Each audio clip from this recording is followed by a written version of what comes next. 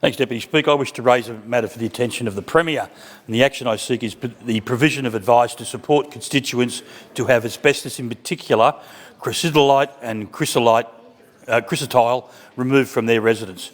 Now, Danielle Poser and John Humphrey purchased a home in Wodonga in September 2020.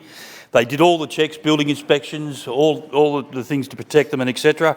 But about a year, they later rented the property.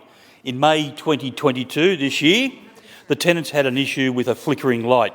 An electrician was called and discovered asbestos insulation.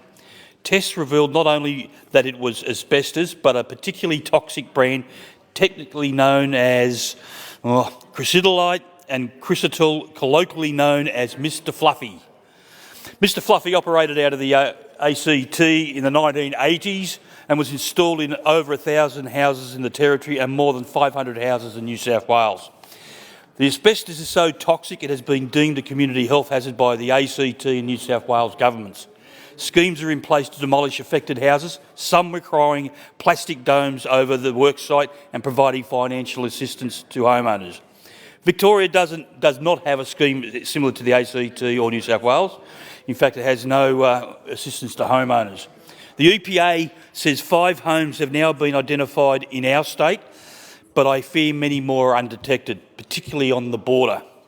Danielle and John have now gone on a government roller coaster, handballed from one to another, all care, no responsibility. WorkSafe Victoria says the house was not a place of work, so have limited to no assistance available. The EPA said it was a local council issue. The Wodonga Council closed the file as they do not oversee asbestos removal from private dwellings. Now, the couple have had more extensive assessments done, and there is no good news in this. The results have come back positive to chrysotile and chrysotile and amosite in the bedrooms, cupboards and flooring. It means there is no option to remove the asbestos in the ceiling, seal up the roof cavity and make the house habitable again. They have been told the asbestos is highly likely to have spread throughout the building, including carpets, floorboards, windows, frames, curtains and furniture. Demolition is the only option.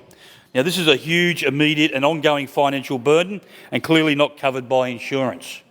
As I said earlier, my fear is that this is not only limited to one home in Wodonga, but there may well be some more.